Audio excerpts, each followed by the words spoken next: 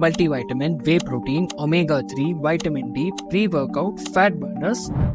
Market देख के लगता है कि अगर ये सप्लीमेंट्स नहीं लिए ना तो बॉडी बेकार है। बट रियल सवाल ये है, क्या सप्लीमेंट्स एक्चुअली जरूरी होते हैं या सिर्फ स्मार्ट मार्केटिंग है? आज क्लियर कर देते हैं साइंस के बेसिस पे। No brand promotion, no hate, बस फैक्ट्स। सप्लीमेंट्स होते क्या है? सबसे पहले डेफिनेशन को क्लियर करते हैं। सप्लीमेंट का मतलब होता है जो चीज डाइट को सप्लीमेंट करे, रिप्लेस नहीं, ऐड करे। ये इंपॉर्टेंट डिफरेंस है। Supplement is not equal to food replacement. Supplement is equal to nutritional gap filler. अगर डाइट परफेक्ट है तो सप्लीमेंट्स की जरूरत नहीं, बट रियलिटी ना परफेक्ट नहीं होती। Ideal world versus real world. Ideal world में balance diet, proper protein, enough sunlight, variety of fruits and vegetable, तो बॉडी को सारे माइक्रोन्यूट्रिएंट्स मिल जाते हैं। अब माइक्रोन्यूट्रिएंट्स का क्या मतलब? यानी विटामिन्स प्लस मिनरल्स, जैसे कि vitamin D, B12, iron, zinc etcetera. But फिर प्रॉब्लम क्या है? रियल वर्ल्ड में प्रोसेस्ड फूड ज्यादा है, सनलाइट कम, स्ट्रेस ज्यादा and soil mineral quality reduce हो चुकी है काफी सारे रीजन्स, तो डेफिशिएंसीज कॉमन हो चुकी है। एग्जांपल से समझो, इंडिया में विटामिन डी की डेफिशिएंसी बहुत कॉमन है एंड अर्बन एरियाज में विटामिन B12 की डेफिशिएंसी कॉमन है, स्पेशली वेजिटेरियंस में। क्या मल्टीविटामिन्स लेना एक स्मार्ट मूव है?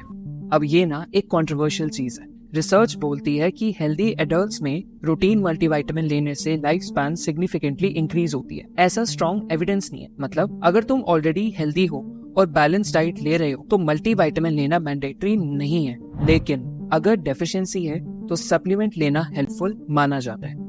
यहाँ ना एक टर्म याद रखो, डेफिशिएंसी वर्सेस ऑप्टिमाइजेशन। डेफिशिएंसी का मतलब हो गया कि न्यूट्रिएंट्स लेवल क्लिनिकली लो है, और ऑप्टिमाइजेशन का मतलब नॉर्मल से थोड़ा बेटर करना। साइंस डेफिशिएंसी को ट्रीट करने में सपोर्ट करता है, सुपर ह्यूमंस बनने के क्लेम्स को नहीं। प्रोटीन सप्लीमेंट्स जरूरी है या नहीं? अब आते हैं जिम वाले टॉपिक पे, प्रोटीन पाउडर्स। सिंपल क्वेश्चन है, क्या बिना वे प्रोटीन के मसल्स बन सकती है? आंसर है यस। देखो, मसल्स को ना प्रोटीन चाहिए। अब चाहे तुम उसको फूड की फॉर्म में दो या सप्लीमेंट्स की फॉर्म में, दोनों चलता है। एक important term, daily protein requirement. Average adult को रफली 0.8 ग्राम पर केजी बॉडी वेट प्रोटीन चाहिए होता है। अगर मसल्स बिल्ड करना है तो 1.2 से लेके 1.6 ग्राम पर केजी कॉमनली रिकमेंडेड रेंज होती है। अब अगर ये रिक्वायरमेंट तुम फूड के थ्रू पूरी कर पा रहे हो तो सप्लीमेंट्स की क्या जरूरत है?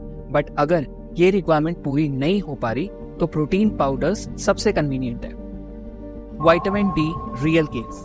अब ये सप्लीमेंट जेन्युइनली इंपॉर्टेंट बन सकता है। विटामिन डी टेक्निकली विटामिन कम, हार्मोन ज्यादा बिहेव करता है, सनलाइट से बनता है बॉडी में। Urban lifestyle plus indoor life is equal to low levels. तो अगर ब्लड रिपोर्ट्स में विटामिन डी कम है तो सप्लीमेंट लेना बहुत ज्यादा जरूरी। और हाँ, विदाउट ब्लड टेस्ट अगर विटामिन डी की डोसेज ज्यादा ले ली तो भी रिस्की है।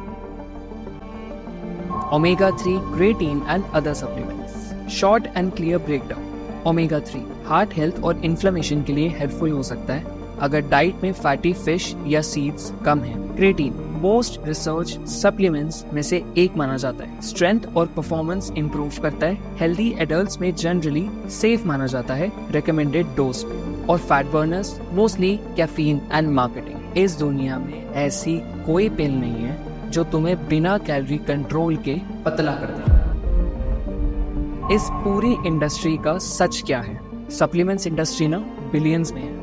इंपॉर्टेंट फैक्ट, हर सप्लीमेंट ड्रग जैसा स्ट्रिक्टली रेगुलेटेड नहीं होता। क्या मतलब? इसका मतलब ये कि क्वालिटी ब्रांड चूज करो, रैंडम इंस्टाग्राम एड पे ट्रस्ट मत करो एंड साइंटिफिकली प्रूवन का मतलब हर बार स्ट्रॉन्ग ह्यूमन एविडेंस नहीं होता। फाइनली, तो क्या तुम्हें सप्लीमेंट्स लेने चाहिए? Simple answer, if diet solid plus no deficiency, maybe not necessary. If deficiency है, then yes, helpful है. If convenience चाहिए, useful tool है. But remember, supplementation ना कोई foundation नहीं है. Diet, sleep, plus training, ये real foundation है. Comments में लिख के जरूर जाना कि तुम कौन सा supplement लेते हो और क्यों.